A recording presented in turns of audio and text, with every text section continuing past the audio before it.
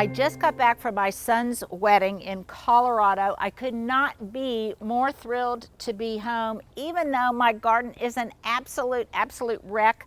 Why? Because I have a special guest today, and this is my grand dog Goose, who is staying with me and Grandpapa. She calls us Grandmama and Grandpapa, while her parents are on their honeymoon in Greece. And so I am thrilled to have Goose here. And yes, she gets extra treaties from me because she's a little bit homesick, I can tell. So I love going out of town and then coming back, whether it's a short vacation or a long vacation, because what does it do? It gives me a whole new perspective on my garden. And so, oh, look here, look at Goose. Did you see Stuart, she's shaking? Look, she's shaking because she knows I've still got a bacon treat. Goo. She was a rescue dog. Oh, look here. Okay, we'll show our tricks. Okay, up. Oh, good girl. Okay, sit, Goo. Okay, shake. Okay, lie down. Roll over. Oh, that's good. That's so good. So here's my question of the day. I know so many of you have animals, have dogs, have cats. Tell me if you think that you can have both. You can have a garden and have a dog, because sometimes that could be a real problem if you've got a really large dog and a small garden. So tell me what your situation is at home with your either your little doggy or your kitty cat or whatever, if you think they can coexist, and what your biggest challenges are. So a couple of things that I learn when I go on vacation is not only the takeaways that I get from other gardens that I visit or other spaces that I visit. And most recently I was in Beaver Creek, Colorado at a resort that was absolutely incredible. The container plantings were just beyond, but obviously when you've got the backdrop of the Rocky Mountains, how can you go wrong? So there was just so much to take in. But in addition to that, I love the fact that I have time to look at things, to read books, to peruse magazines, things that I don't normally have time to do at home, because we drove up there, so I had some extra special car time and I really took advantage of it. The other thing that I did was I actually watched a little bit of TV. So here are two things that really changed my perspective on things, and they weren't gardens that I visited, but they were things that I saw and read. And number one was, happiness is putting on a new pair of glasses. And I love that expression, because what it means is happiness is when you can look at something in a whole new way that makes it fresh and new and re-energizes you and reinstills that sense of creativity in you. And definitely that's what I was able to do this weekend, because when I came home, I was able to look at not only the things that I love about my garden that I miss, but also the things that were so obvious that I did not see when I was here every day. It's kind of like when you're raising children and they grow and you don't notice their growth because they're doing it right in front of your eyes. But when you're gone for just a short amount of time, you come back and you see those things that had really been blind spots in your garden. That's another question. What things do you have as blind spots in your garden that you walk by every day that need torquing or improving or something, but you just don't notice them? Well, when I came home, that song, I Can See Clearly Now, I can clearly see so many things that I need to address. It's time for me to really get out lots of dead wood that I'd started to ignore after the storm. I need to get that out of my trees. I have just some shrubs that have just gotten way too large. And in this case, I'm not talking about things that I need to thin out or prune up, though I've got a lot of that to do, but things that just shouldn't be there in the first place. And here's my perfect example of this. And you can see that when I came home, did I immediately unpack or do laundry or anything? No, I immediately came back and started cutting back and pruning and deadheading and tearing out stuff. But here's the first thing that I noticed when I came into my backyard. So I've got this Sugar Shack button bush here And it is just, it's gotten too large for this space. Just a minute ago, it seems like it was just a tiny little quart-sized plant. It's a proven winter's plant. Now it's just gotten way too big. It impedes access to the backyard. It blocks all sorts of things that I want to be able to see in the distance, and it's just too big. So what this tells me that I did not notice before I left was that I need to transplant this, and I will do that this fall because it's got wonderful form, it's got wonderful glossy leaf texture. I certainly don't want to eradicate it from my garden, but I do need to move it. So during these continuing hot weeks before I can relocate it, I'm going to look around and see where I can replant it to its best advantage. And once I remove this, it will open up this whole space. It will open up the view beyond to other things that are lurking behind it, like these wonderful white wedding hydrangeas that are putting on a show right now, and the barberries and just some other things. So that was one thing I really noticed. Another thing that I noticed was just in general, I knew it, but I didn't realize how drastically I was going to have to prune back some stuff that had really gotten overly large and needed some drastic pruning. So here's an example of that. Many of you guys asked me about this arbor vitae here, which supposedly when I planted it was a golden dwarf arbor vitae, which is just the perfect example of the plant tag being incorrect and wrong, because it's certainly not a dwarf. So one thing that I noticed as soon as I walked in my gate at how really kind of top heavy it's become. It's beautiful, but I can improve the appearance of everything underneath it and make it simultaneously look a little bit more mature by even pruning up this arbor vitae. So I'm going to be doing that. I may wait a little bit because I might want to use some of that greenery in holiday decor, but definitely I can prune it up, elevate its canopy above the fence line, and it will immediately make this area seem larger and less congested. So in general, my big takeaway when I came into the backyard was, oh my gosh, it's beautiful, but it's so congested, especially this year after we've had a whole lot of rain. Okay, the other takeaway was I was so blown away by how beautifully things performed in Colorado. There's, for obvious reasons, warm days, cool nights, low humidity. The weather just could not have been more brilliant. And things there that I thought were pretty here were absolutely beyond gorgeous there. And here's the perfect example. And my takeaway from this is I'm not going to settle for second best anymore. If something is really spectacular someplace else and then I come back to my own garden and it's not such a much, then I'm either going to plant something that is a lot more dramatic, or I may just eradicate it from my garden completely, but I'm not going to settle for second best. And here's an example. So for a long time, and you may hear, and some of you I know are going to gasp because daylilies are just supposed to be so tough and so reliable and so gorgeous. Well, and yes, they can be, but in Oklahoma, what I have found, or at least in my garden, I'm talking about my garden, they will put out some blooms. This is a Stelladora here, and you can see that right now it's really looking tired and kind of rangy. But what I found is it comes out with this pretty flush of foliage in the spring. Then I get a representation,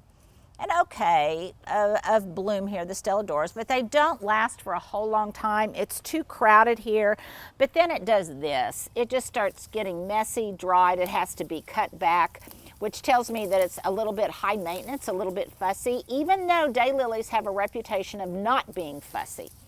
And I don't really have adequate space to showcase it. So guess what? I'm not going to settle for second best. Out it's going to come. I am tired of doing this. It can look, I will just enjoy it when I go to the mountains or other people's gardens where it can really be showcased to its best advantage.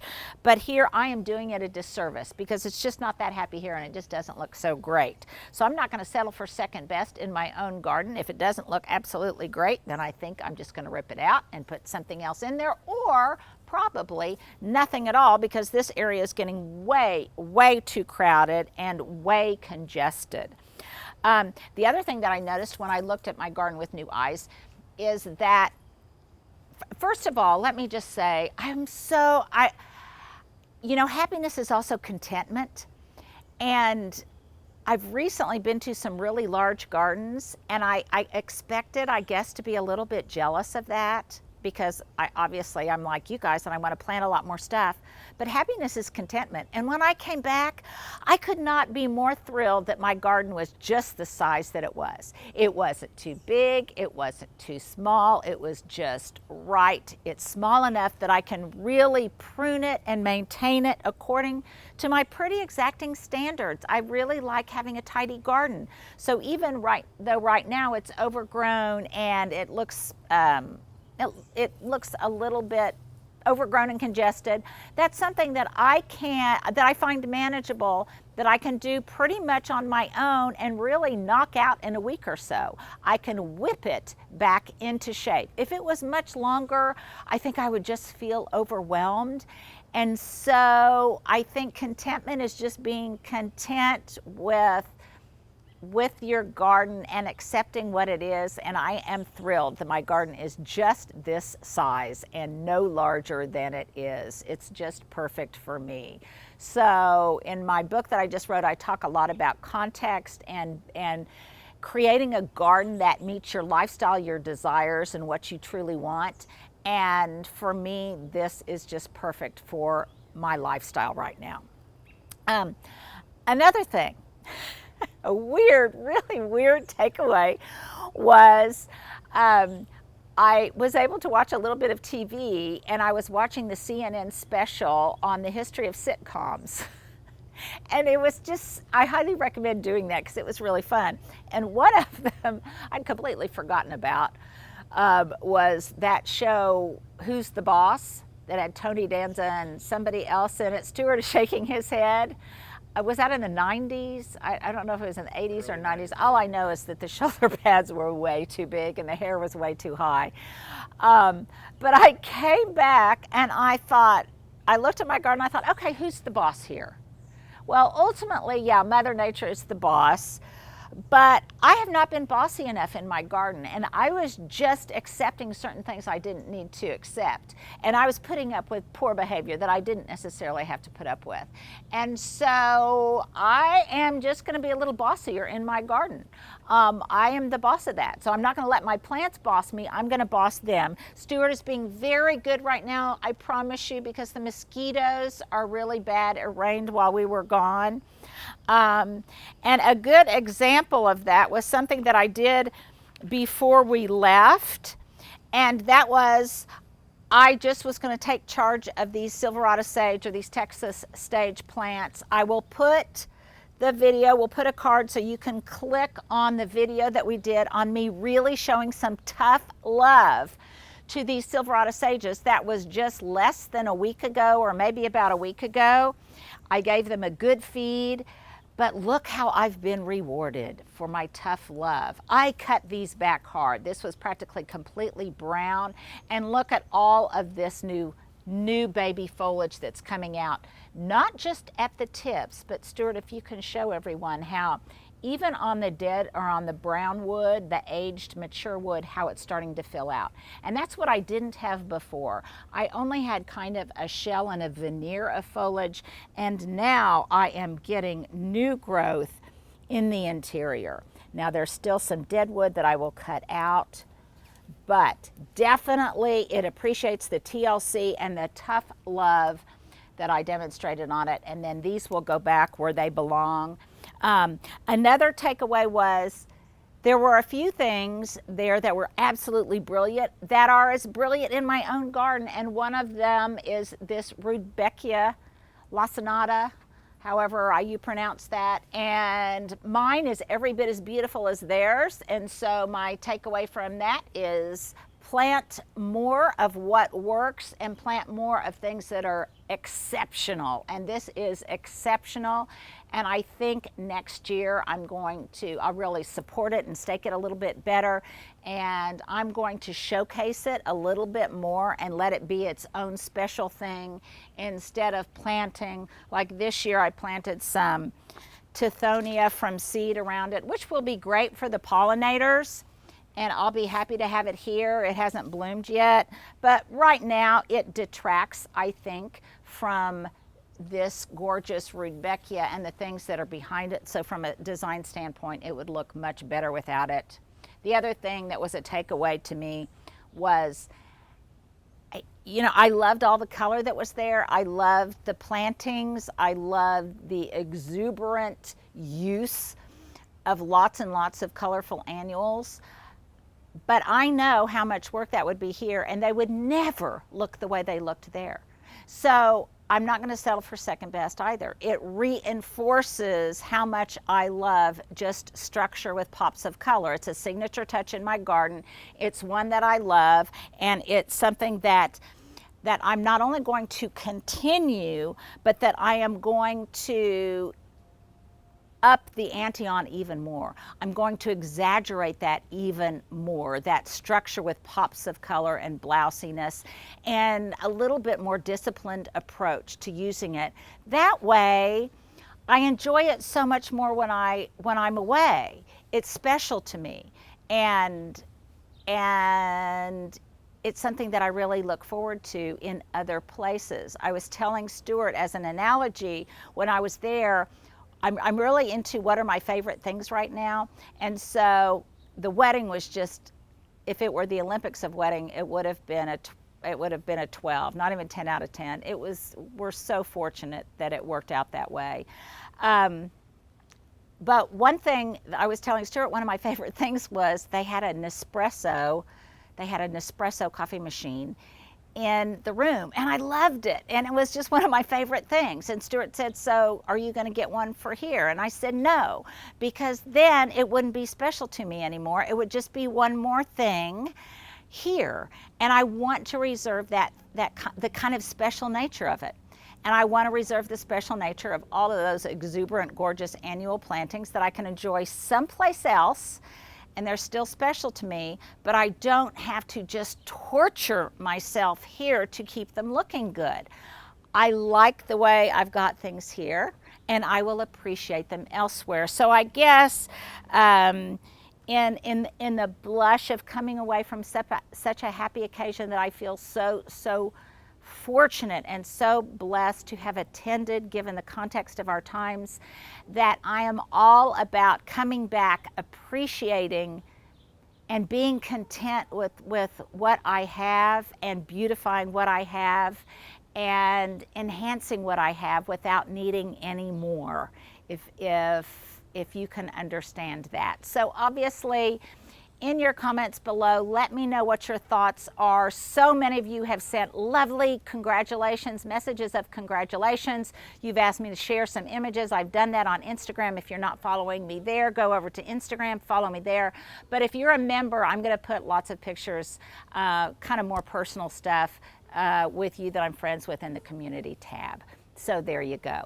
Thank you for this really special episode of my Wednesday walkabout that I got to do with Goose, and I got to share some of the things that I'm really excited about right now. So you guys enjoy the rest of your week, and I will see you this weekend.